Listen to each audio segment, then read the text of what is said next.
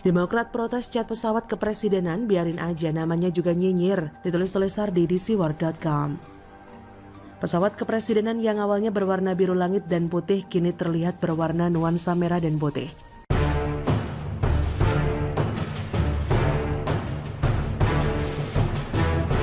Sebelum berlanjut, silakan untuk klik tombol subscribe dan nyalakan loncengnya agar Anda yang pertama kali mendapat informasi dari kami. Pengamat penerbangan Alvin Lee mengungkapkan bahwa pesawat kepresidenan diubah warnanya kini menjadi merah putih. Ia mengkritisi biaya cat ulang pesawat kepresidenan itu. Melalui akun Twitter pribadinya, Alvin Lee menyebut biaya cat ulang pesawat setara jenis B737-800 berkisar antara 100.000 US dollar hingga 150.000. Nilai itu setara dengan 1,4 miliar rupiah sampai dengan 2,1 miliar rupiah. Kata Alvin Lee, hari ini masih aja foya-foya ubah warna pesawat kepresidenan. Kalau saya lihat sekilas mungkin perubahan warna ke merah dan putih untuk menguatkan identitas bangsa. Dengan warna merah putih yang merupakan warna bendera, pihak Istana Kepresidenan memberikan penjelasan dan membenarkan telah melakukan pengecatan ulang pada pesawat kepresidenan 1 atau pesawat BBJ-2. Kepala Staf Kepresidenan Heru Budi Hartono mengatakan pengecatan pesawat BBJ-2 telah direncanakan sejak tahun 2019 terkait dengan perayaan HUT ke-75 kemerdekaan Republik Indonesia di 2020. Adapun proses pengecatan sendiri adalah pekerjaan satu paket dengan heli Super Puma dan pesawat RJ. Dia berkata, namun pada tahun 2019 pesawat BBJ-2 belum memasuki jadwal perawatan rutin sehingga yang dilaksanakan pengecatan terlebih dulu untuk heli Super Puma dan pesawat RJ. Perawatan rutin pesawat BBJ-2 jatuh pada tahun 2021 merupakan perawatan cek C sesuai rekomendasi pabrik. Sehingga tahun 2021, Istana Kepresidenan melakukan perawatan dan pengecatan warna putih sesuai rencana sebelumnya. Jadi sudah clear ya, penjelasan dari pemerintah sudah direncanakan sebelum dan satu paket dengan pesawat lainnya. Dan Demokrat kembali tampil terdepan dalam nyinyir soal ini. Andi Arief protes setelah pesawat kepresidenan dicat ulang. Andi Arief menyebut alasan pesawat kepresidenan dicat biru. Andi Arief lantas mengungkit judul lagu yang dipopulerkan Ariel Noah. Kata Andi Arief, sekarang pesawat kepresidenan berwarna merah. Entah maksudnya apa, bisa warna bendera, bisa juga corona. Dulu biru, desain dan warna karya seorang mayor desainer TNI AU. Dominasi biru langit adalah upaya peningkatan keamanan penerbangan sebagai warna kamuflase saat terbang, kata Andi Arief. Kalau saya lihat Andi Arief ini tidak rela, mungkin ada maksud lain. Mungkin saja dia tidak mau warna biru dihilangkan karena itu identik dengan era SBY. Kalau diganti warnanya kan jadi hilang deh keidentikannya itu. Atau bisa jadi biru itu kan agak mirip dengan warna Partai Demokrat ya. Jadinya Andi Arief agak sensitif gitu dan protes soal itu. Kalau soal alasan safety dan kamuflase, menurut saya ini tidak masuk akal. Mohon ralat kalau logika saya salah, karena ini terkait penerbangan. Tapi cobalah pikirkan apakah warna pesawat biru dan putih yang katanya bisa jadi kayak bunglon menyatu dengan awan dan langit akan aman? Agak aneh sih, kenapa tidak sekalian saja cat dengan motif awan? Lagi pula kalau sudah di udara, memantau pesawat lain cukup dengan radar. Apakah ada pilot pesawat lain yang memelototi pesawat lain hanya lewat kaca depan? Radar itu kuncinya bro, dan tidak mengenal beda warna. Dan lagi-lagi, Demokrat kembali meributkan hal yang sesungguhnya tidak penting. Sudah ada penjelasan dari pemerintah, kenapa pesawat dicat? Kalau masih saja mau meributkan hal ini artinya memang sengaja ingin ribut. Seolah tidak senang dan selalu mencari celah. Kritik seringkali tidak bermutu, sama sekali tidak bermutunya dengan partai dan sebagian kadernya. Mirip seperti orang yang kebelet cari panggung, semua-muanya dikritik. Udah itu kritikannya nggak masuk akal pula. Jangan-jangan dia pikir ini masih zaman dulu kali ya, zaman omah. Kamuflase begitu sudah kuno dan basi. Saat ini zamannya sudah digital dan terkomputerisasi. Semua radar untuk deteksi pesawat sudah super canggih. Mau dicat kayak apapun ya bakal terdeteksi kecuali pesawatnya dilengkapi teknologi siluman anti radar. Bagaimana menurut Anda?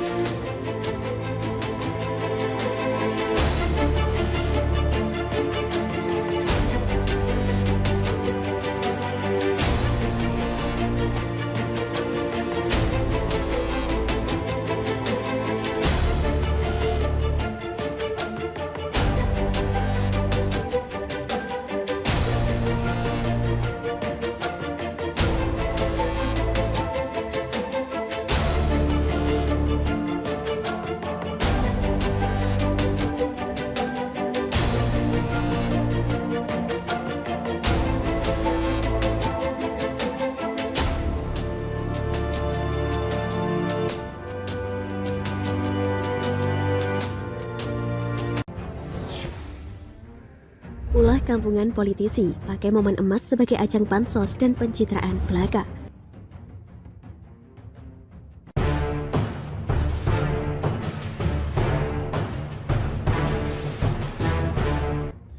Menggelikan, itulah kesan pertama saya begitu lihat parade ucapan atas keberhasilan Grecia Poli dan Apriani Rahayu dalam meraih medali emas Olimpiade Tokyo 2020 kemarin. Terutama yang dilakukan oleh para elit partai politik di antaranya PAN, PKS, dan Partai Demokrat. Yang menggelikan lagi adalah munculnya dua ikon Partai Demokrat. Siapa lagi kalau bukan AHY dan Ibas, dua anak Pepo SBY. Kenapa nggak sekalian ngajak sang ayah dan jajaran pengurus partai kalian? Kan lebih seru tuh.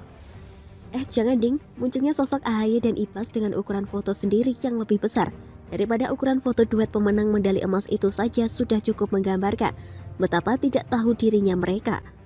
Seperti ulah politikus lain yang sama persis karena memanfaatkan momen emas sebagai ajang pencitraan kampungan semacam ini. Betul kan saudara-saudara? Ya, jelas kampungan tindakan semacam ini karena terkesan tidak tulus dalam memberikan ucapan selamat atas perjuangan anak bangsa dan tidak semudah editing foto. Mungkin dengan aplikasi tertentu lalu tinggal pasang di media sosial, tak lupa logo dan nama partai jangan sampai ketinggalan. Istilah zaman sekarang adalah pansos alias panjat sosial. Nggak sepenuhnya salah sih, apalagi sampai berdosa dan terancam masuk neraka jahanam. Tapi ya itu tadi, nggak tahu diri aja sih. Masih mending jika sebelum atlet kita tanding mereka dukung dana untuk latihan, membiayai keberangkatan atau setidaknya ngasih uang saku beberapa juta rupiah dari gocek pribadi. Namun saya yakin kok nggak akan terpikir bagi para pansos momen emas itu untuk melakukannya. Betul tidak? Ulah mereka mirip Gubernur DKI Jakarta yang seolah kerjanya hanya menanti momen yang bagus untuk pencitraan politiknya. Misal terkait COVID, begitu ada momen yang bagus, ambillah dia dengan tatanan kata yang dibuat sebagus mungkin. Giliran kondisi gawat, seperti masuk bunker anti peluru dengan gantungan kertas di pintu yang bertuliskan "Don't disturb me". Bagaimana dengan Presiden Joko Widodo?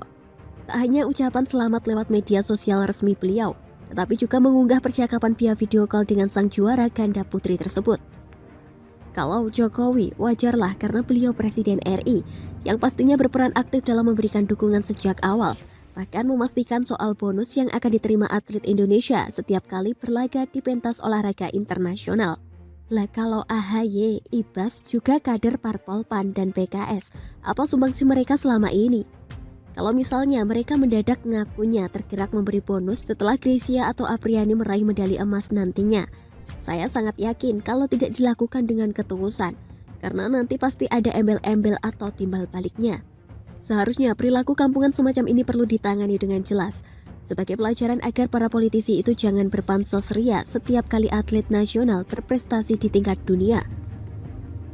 Jikalau pelakunya elit partai, tandai orangnya dan partainya, jangan dipilih lagi pada Pileg 2024 nanti. Kalau pelakunya kebetulan hanya kader biasa, ya tetap tandai orangnya dengan tulisan gede-gede politisi kampungan. Oh ya, selain kampungan, bagi saya orang-orang yang berpansos ria memanfaatkan momen emas Olimpiade juga bisa dibilang kekanak-kanakan. Mereka seperti mendapatkan mainan baru yang bukan tak mungkin akan dijadikan pola sampai 2024 ke depan. Kalau perlu ada atlet keturunan Indonesia yang membela negara lain kebetulan juara, akan dipakai sebagai media kampanye juga. Itu penerawangan saya. Akan tetapi, penilaian akhir yang saya kembalikan lagi kepada kalian yang bijaksana dalam menyikapi setiap realitas politik di negeri kita. Saya sih sudah 2 edisi pemilihan anggota legislatif tidak memilih satupun kader dari PAN, PKS, dan Partai Demokrat. Oh ya, satu lagi, Gerindra. Kalau PDI Perjuangan saya masih wait and see terkait sikap politik mereka belakangan ini, terutama soal serangan terbuka ke Ganjar Pranowo dan munculnya baliho Puan Maharani di mana-mana. Kalau masih aneh begitu, ya mungkin Pileg nanti saya akan arahkan coblosan paku ke partai lain. Bagaimana dengan Anda? Pantaskah momen emas dijadikan sarana pansos bagi politikus kampungan tadi?